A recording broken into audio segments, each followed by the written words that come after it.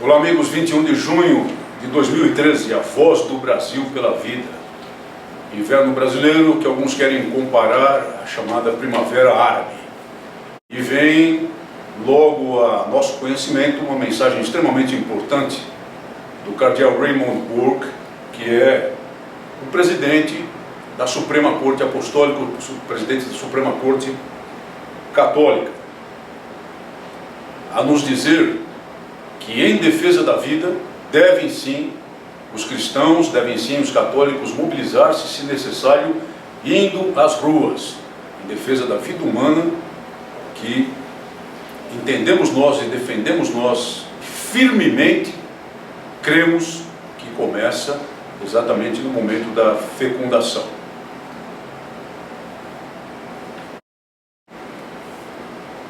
Caros amigos, não se pode deixar de comentar, e aqui são três grandes focos da nossa preocupação: a defesa da vida humana desde a fecundação, a segurança pública para todos, os cuidados do cidadão com a segurança pública e o inalienável direito à legítima defesa.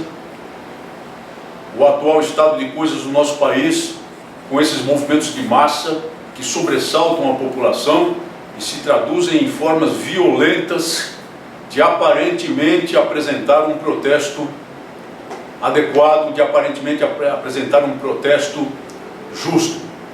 Amigos, eu tenho estado muito preocupado, porque conversando com pessoas que comungam do nosso pensamento, observo que algumas delas, sem maior análise, se dispõem a apoiar esse movimento, embora não a ir às ruas, mas até debatem, dizendo que é necessário, que o movimento é correto, e pensam, alguns, erroneamente, que esse movimento se volta contra o atual poder, se volta contra PT, se volta contra Dilma Rousseff, se volta contra Fernando Haddad e outros próximos do poder da esquerda petista em nosso país.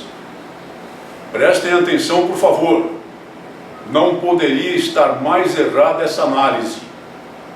O que nós temos em marcha é um processo revolucionário, aparentemente iniciado sem orientação de liderança, espontaneamente, apenas pelas convocações esparsas feitas através das redes sociais, notadamente os Facebook da vida, como se estivéssemos assistindo a uma reedição no inverno brasileiro da chamada Primavera Árabe, que derrubou do poder alguns governos ditatoriais em outras partes do mundo. E na verdade os derrubou apenas para substituí-los por outro tipo de ditadura. Então vamos começar a atentar primeiro para essa realidade, a substituição de uma ditadura pela outra. Nós temos de fato uma ditadura que não tomou completamente o poder e se exerce de formas mais sutis no nosso país. Mas ainda assim nós temos os dispositivos democráticos e certas salvaguardas democráticas em ação, em vigor, especialmente devido às amarras dos compromissos internacionais dos partidos de esquerda que estão no poder. Mas esse movimento que está nas ruas, vejam que aparentemente nos últimos dias não mostra liderança alguma, não tem líderes nominais e nem sequer apresenta bandeiras políticas. Mas voltem os seus olhos para o seu desencadeamento e o pretexto utilizado, que foi o aumento das tarifas de ônibus em várias capitais do país, notadamente São Paulo e Rio de Janeiro. Voltem os seus olhos para os primeiros movimentos, as primeiras jogadas. O que é que estava nas ruas? Em massa, as bandeiras vermelhas do PSTU, do POC, do PSOL e de outras legendas ultra-esquerdistas, notadamente de orientação trotskista. Mares de bandeiras vermelhas. Depois, essas lideranças que agora se recolhem ao segundo plano, percebendo que não havia clima naquele momento e que nem era taticamente correto naquele momento denunciar a liderança do movimento, e sim trabalhar como se ele fosse algo espontâneo, social, necessário, saído da insatisfação da massa, recolheram suas bandeiras e colocaram pessoas nos movimentos, nas manifestações, para disparar as palavras de ordem, sem bandeira, sem partido, como se o movimento fosse apartidário e verdadeiramente não é. Majoritariamente, e ouçam as entrevistas no rádio e na TV para se certificar do que eu lhes digo, o movimento é composto de pessoas muito jovens que não sabem sequer o que estão a fazer nas ruas, que não têm sequer uma linha de pensamento, que não têm sequer uma orientação política, que falam coisas vagas o tempo todo, como salvar o Brasil, melhorar o Brasil, mudar o rumo, sem saber para onde, para quê e como. Sem saber, na verdade, como exercer o poder caso cheguem a ele da noite para o dia.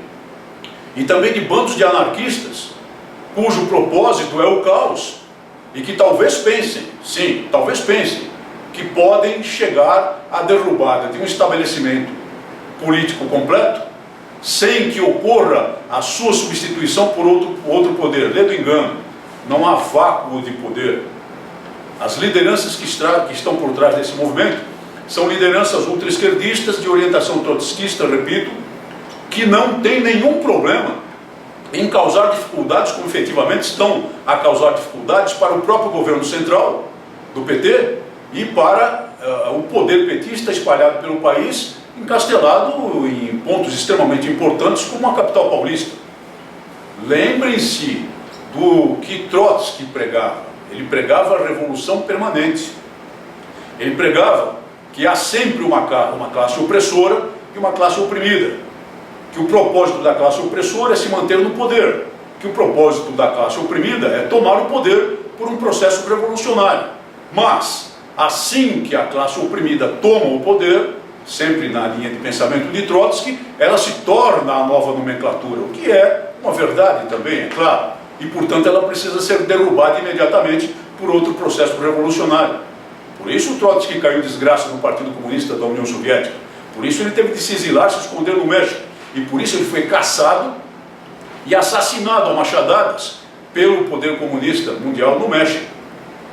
Então esses grupos, dentro dessa visão de processo revolucionário permanente, não tem nenhum problema em causar dificuldades aos esquerdistas no poder.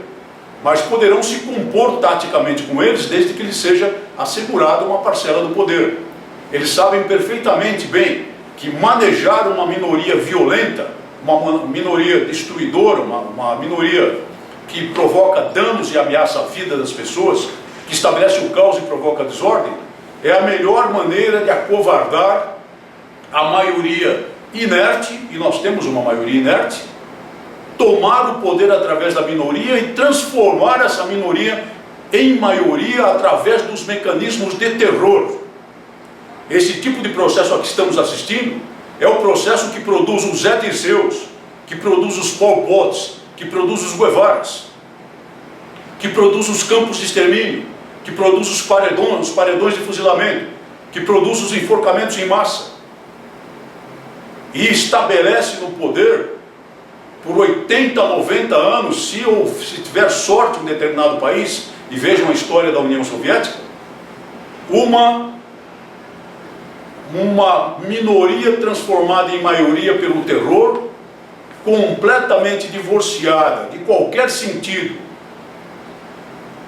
de utilizar o poder em benefício das outras pessoas, mas sim em benefício de si mesmo, porque o propósito deles é o poder, e tomar conta das benesses do poder, como estamos assistindo no nosso país, embora eles tenham chegado ao poder pela via institucional, e como assistimos em toda a história de terror do comunismo internacional, especialmente da União Soviética, com 100 milhões de mortos produzidos, a forca, a bala, de perseguição, sob tortura e de fome.